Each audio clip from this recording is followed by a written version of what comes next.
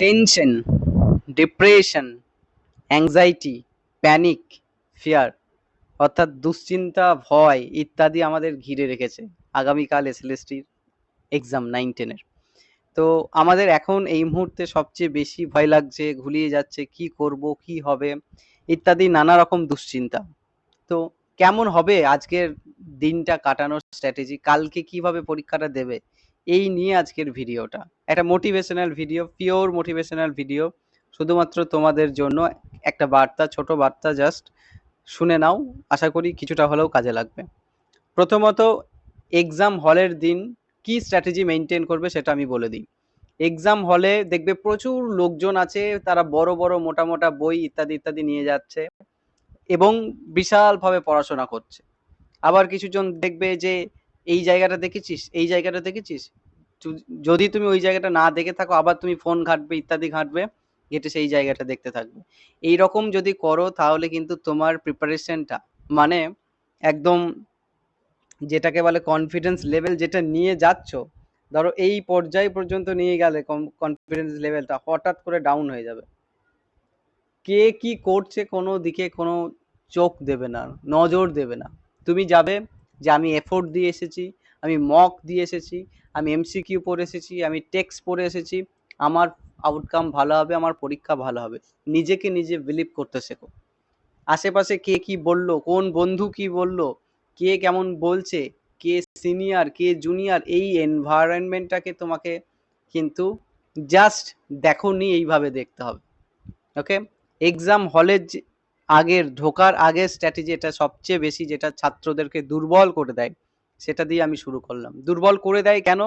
কারণ এ ওটা পড়ছে, ওই বই আমি পড়িনি, এই লেখকের বই পড়িনি, এই জায়গাটা পড়িনি, এই ধরনের নানা দুশ্চিন্তা আসবে। এগুলোর দিকে একদম কান দেবে না, তুমি তোমার প্রিপারেশনকে বিশ্বাস করো, নিজেকে বিশ্বাস করতে হবে। ওকে, এবং কোনো বই নিয়ে যাবে না, আমার সাজেশন কোনো বই নিয়ে এক্সাম হলে যাওয়ার প্রয়োজন নেই। এক্সাম হলে কি কি নিয়ে যাবে? ব্ল্যাক কালির পেন, সবাই ব্ল্যাক কালির পেন, এবং আজকে একটু পেনটা ঘষে মেজে নেবে। ওকে, কারণ ব্ল্যাক কালির পেন দিয়ে ওএমআর করতে হবে। কেমন ভাবে ওএমআর করতে হবে আমি একটা ভিডিও বানিয়েছি, লাস্ট ভিডিও, ওটা একবার দেখে নিও। বাউন্ডারিটা আগে টেনে নিয়ে গোল করতে হবে, এটাই ওএমআর এর একটা সবচেয়ে বড় ট্রিক্স। বাউন্ডারি আগে টেনে নেবে, মানে 4 ছক্কা মারি আমরা যখন, তখন বাউন্ডারি পার করতে হয়। এখানে বাউন্ডারিটা পার করলে হবে না, বাউন্ডারিটা টেনে নেবে, তারপরে গোলটা করবে। ওকে, এবং পরীক্ষার হলে কোনো বই নিয়ে যাওয়ার দরকার নেই। আজকে একটু একটু রিভাইজ করো এবং একটা সলিড ঘুম দাও। রাত্রে যারা ঠিকঠাক ঘুমাবে না, সঠিক সময়ে ঘুমাবে না, তাদের কিন্তু পরীক্ষা একদমই ভালো হবে না। কারণ রাত্রে না ঘুম হলে পরীক্ষার হলে তার একটা এফেক্ট পড়বে মেমোরিতে। মেমোরির যে অ্যাক্টিভনেস, রাত্রে যদি বিশ্রাম পায় পরের দিন তার এফেক্ট একটু ভালো হয়। ওকে, তো এটা করো, রাত্রে সঠিকভাবে ঘুমাও, আনন্দে ঘুমাও, আরামসে ঘুমাও, এবং লাইট খাবার খাবে আজকে। ওকে, কেউ চিকেন বা মাটন বিরিয়ানি খেয়ে পরীক্ষা দিতে যেও না, তাহলে অন্যরকম সমস্যা হয়ে যেতে পারে, পেট ব্যথা, বমি, হুম, গ্যাস অম্বল ইত্যাদি। তো লাইট খাবার খাও, পর্যাপ্ত পরিমাণে ঘুমাও, এবং নিজের উপর বিশ্বাস করে চলো যে আমি পারবো। হ্যাঁ, you can do, you can battle, তুমি একজন যোদ্ধা এবং এই যুদ্ধটা তুমি জিততে পারবে, তোমার মধ্যে সেই ক্ষমতা আছে। শাহরুখ খানের সেই চাক দে ইন্ডিয়াতে একটা ডায়লগ ছিল, মনে আছে? যে তো ইয়ে 70 মিনিটস, ये 70 মিনিটস खुदा भी तुमसे वापस नहीं मांग सकता, এরকম একটা ডায়লগ ছিল। তো তোমাদের তো 70 মিনিট নয়, তোমাদের 60টা প্রশ্নে 90 মিনিট সময়, তাই তো? তো একটা লার্জ সময় আছে, তো সেই সময়টাকে এনজয় করবে, মনে করবে সেটা তোমার জীবনে একটা বেস্ট সময়। তোমার জীবনে সবচেয়ে এনজয়েবল সময় হচ্ছে ওই 70 মিনিট, ওই 90 মিনিট। ওকে, তো 90 মিনিটটাকে আমাদের এনজয় করতে হবে। এইবার আসি, এক্সাম হলে ঢুকে গেলে পরীক্ষায় দেখছো যে তোমার পাশে যে বসে আছে সে বিশাল বিজ্ঞ মনে হচ্ছে দেখে, চশমা পরা, একদম একদম বিশাল বিশাল ব্যাপার। এই ধরনের জিনিসগুলোকে কান দেবে না, তুমি তোমার জন্য গেছো, তোমার চাকরির জন্য গেছো, তোমার বাবা মায়ের স্বপ্ন পূরণ করতে গেছো। আশেপাশের পরিবেশ থেকে কোনো লাভ নেই, এবং তাদের সাথে খুব বেশি যে কথা বলতে হবে, হ্যাঁ আমি গিয়ে বন্ধু বানিয়ে ও এমআর আমি তার কাছে ওর কাছে জেনে নিয়ে ইত্যাদিভাবে পরীক্ষা দেব, এরকম করে কিন্তু পাস করা খুব জটিল। ওকে, যেটা করতে হবে আমাদের, পরীক্ষার হলে প্রশ্ন পাওয়ার পূর্বে, পূর্বে একদম শান্ত থাকবে। পরীক্ষার হলে যেগুলো নিয়ে যেতে বলা হয়েছে সেগুলোই নিয়ে যাবে, এক্সট্রা কোনো ইলেকট্রনিক্স নিয়ে যাবে না, ইলেকট্রনিক ঘড়ি বা ক্যালকুলেটর বা অন্যান্য যেগুলো জিনিস এগুলো নিয়ে যাবে না, কারণ চেক হবে। এবং ব্ল্যাক কালির পেন নিও। আর যেটা সবচেয়ে ইম্পর্টেন্ট, যে জিনিসটা না নিলে বিশাল বড় ভুল হয়ে যাবে, সেটা হচ্ছে ওয়াটার বটল। ওকে, সেটা হচ্ছে ওয়াটার বটল। ওয়াটার বটল যদি না নিয়ে যাও তাহলে কিন্তু বিশাল বড় ভুল হয়ে যাবে। জল আমাদের মেমোরিতে, আমাদের ব্রেনের প্রায় 70 থেকে 80% জল। হ্যাঁ, শুধু বডিতেই। তো মেমোরি যখন জল পাবে, ব্রেইন যখন জল পাবে, তার ডিহাইড্রেশন হবে না। একটা একটা একটা পজিটিভ এনার্জি কাজ করবে। তাই পর্যাপ্ত পরিমাণে জলটা নিয়ে যেও, একটা বোতল যেটা যেটা একদম স্বচ্ছ, মানে ট্রান্সপারেন্ট বোতল ফোতল ইত্যাদির ব্যাপার থাকে, তোমরা সকলেই জানো। মানে লেখা যুক্ত বোতল চলবে না, স্টিকার যুক্ত বোতল চলবে না। তো একটা সঠিক বোতল নিয়ে যেও, এবং জল নিয়ে যেতে কিন্তু ভুলো না। জলটা খুব ইম্পর্টেন্ট। ব্ল্যাক কালির পেন দিয়ে করবে, নীল কালির পেন দিয়ে করার প্রয়োজন নেই, ব্ল্যাক কালির পেন দিয়ে করবে। এবং কোয়েশ্চেন এবং ওএমআর এর যেগুলো ফিল করতে বলা হয়েছে সেগুলো স্বচ্ছভাবে ফিল করবে। ওকে, 3 নম্বর একটা জায়গা আমি বলতে চাই, যখনই প্রশ্নটা পেয়ে যাবে, তুমি মনে করবে যে প্রশ্নটাই তোমার ভালোবাসা, প্রশ্নটাই তোমার লাভ। এই 90 মিনিটে প্রশ্নটাই তোমার সবকিছু, তোমার দুনিয়া, তোমার ওয়ার্ল্ড। ওকে, এবং অ্যাট্রাকশন দিয়ে প্রশ্নটাকে ভালো করে দেখবে। প্রশ্নটাকে যখন দেখবে অ্যাট্রাকশন দিয়ে দেখবে। ওকে, এবং যখন উত্তর করবে তখন অ্যাটেনশন দিয়ে করবে, তাহলেই অ্যাচিভমেন্ট হবে। Attraction plus attention equals to achievement. Attraction দিয়ে প্রশ্ন দেখবে, যে এটাই আমার কাছে স্বপ্ন, এটাই আমার কাছে বাড়ি গাড়ি, এটাই আমার কাছে গার্লফ্রেন্ড বয়ফ্রেন্ড, এটাই আমার কাছে ভবিষ্যৎ জীবন, ফিউচার জীবন। এই রকম ভাবে তোমরা দেখার চেষ্টা করো প্রশ্নপত্রটিকে, কারণ প্রশ্নপত্রে একবার যদি পাস করতে পারো, জীবনটাই বদলে যাবে। জীবনে এত যে কথা শুনেছো, এতদিন বেকার, এত বয়স হয়ে গেছে, কি করছিস, কোনো চাকরি নেই, ইত্যাদি ইত্যাদি, এই কথাগুলো আর শুনতে হবে না। তাই অ্যাট্রাকশন দিয়ে প্রশ্নটাকে দেখবে, অ্যাট্রাকশন এ অ্যাটেনশন দিয়ে উত্তর করবে। অ্যাটেনশন বলতে গোলটা সঠিকভাবে করা, একের দাগের গোল দুইয়ে করে দিলাম, প্রশ্ন দেখছি উত্তর করছি, এরকম করবে না। ওএমআর টিক্স আমি বলে দিয়েছি, যারা দেখোনি মাস্ট থেকে নেবে, ওই ভিডিওটা না দেখলে নাম্বার 5 নম্বর কম পেয়ে যাবে। তো অ্যাটেনশন দিয়ে উত্তরপত্র করবে, এবং অ্যাচিভমেন্ট তোমাদের জন্যই ভগবান আল্লাহ লিখে রেখেছেন, তোমাদের সাফল্য আসবেই। ওকে, তো যেটা সবসময় মনে রাখবে যে এটা আমার জীবনে বেস্ট দিন, এবং আজকের দিনে আমি আমি বেস্ট প্লেয়ার, আমি যাচ্ছি মাঠে সেঞ্চুরিটা করব, আমি যাচ্ছি মাঠে গোলটা দেব। এই রকম একটা মেন্টালিটি নিয়ে যাও।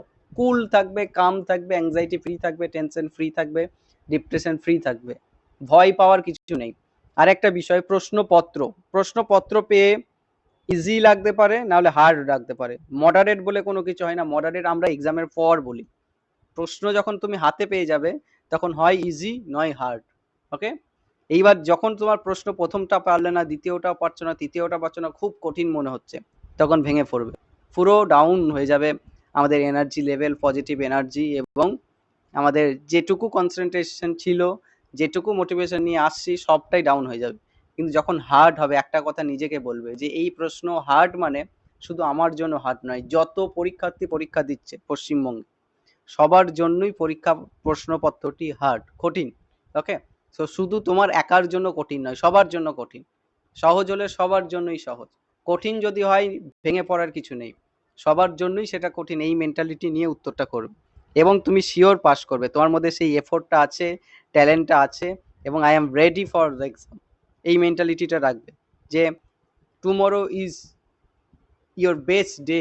ওকে, কালকে তোমার বেস্ট ডে। কালকে সকালে উঠি, ঘুম থেকে চোখ বন্ধ করে নিজের যে ভগবানকে ভালোবাসো, আল্লাহকে বা জেসাসকে ভালোবাসো, তার কথা স্মরণ করবে, এবং স্মরণ করার পর বলবে today is my best day, today I will put 100% efforts.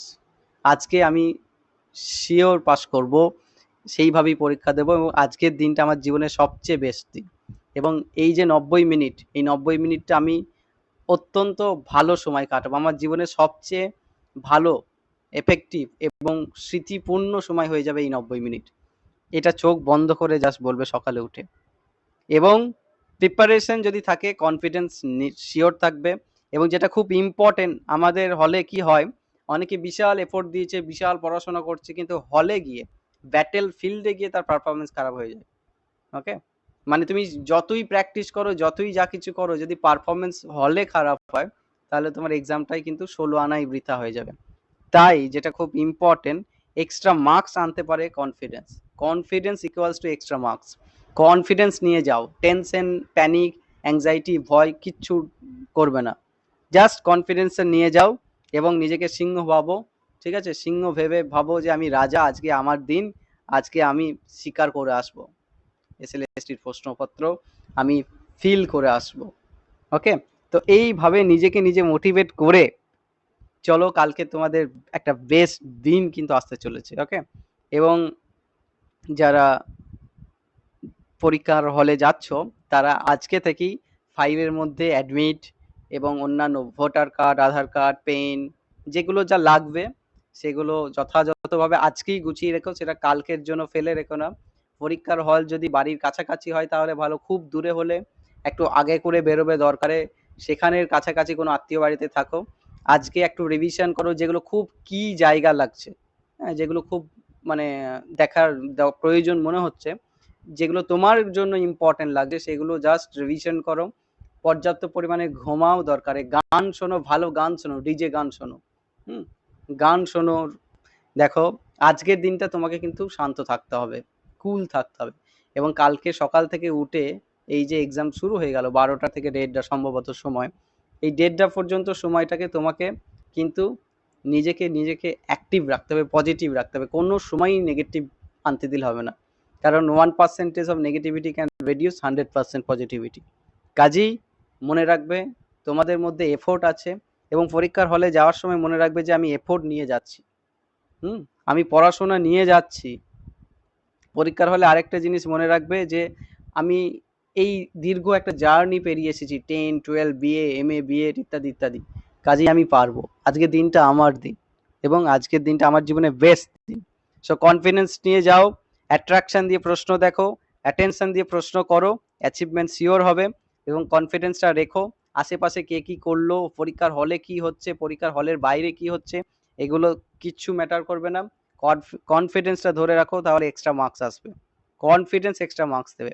এবং আজকে ঘুমাও, আজকে রিভিশন করো, ঘুমাও, লাইট খাবার খাও এবং এনজয় করো আজকে দিনটা। ওকে, তো সবাইকেই আমি সার্থক ইতিহাস পাঠ এই চ্যানেলের তরফ থেকে জানাই অল দ্য বেস্ট। তোমাদের জন্য আমারও প্রে রইল। ওকে, তোমাদের জন্য আমারও দোয়া রইল এবং প্রার্থনা রইল, সবারই পরীক্ষা ভালো হবে। ওকে, চলো, all the best. Thank you so much for watching this video. যদি ভালো লাগে শেয়ার করো, এবং যে কথাগুলি বললাম মাথায় রাখবে। কালকে সকালে ঘুম থেকে উঠে প্রথমে নিজেকে বলবে যে আমি সেরা, আজকে আমি পরীক্ষায় একটা বিশাল ভালো পারফরমেন্স দিতে চলেছি। এবং এই পারফরমেন্সটা আমি দিতে চলেছি কার জন্য? বাবা মায়ের জন্য। বাবা মা আমাদের জন্য অনেক কিছু করেছেন, তাই তার জন্য আজকের দিনটা আমি ভালো করে পরীক্ষা দেবো। ওকে, তো 90টা মিনিট এনজয় করে পরীক্ষা দাও, জল খেয়ে পরীক্ষা দাও, অ্যাটেনশন দিয়ে পরীক্ষা দাও, এবং প্রশ্নপত্রটাই তোমার কাছে ভালোবাসা কালকে। কারণ ওটা যদি তুমি কালকে সঠিকভাবে উত্তর করে আসতে পারো, জীবনটাই বদলে যাবে। এবং তোমার ভবিষ্যৎ বদলানো জীবনের জন্য, তোমার বাড়ি গাড়ি যুক্ত একটা জীবনের জন্য, এবং তোমার স্বপ্ন পূরণের একটা জীবনের জন্য শুভেচ্ছা রইল। Thank you so much.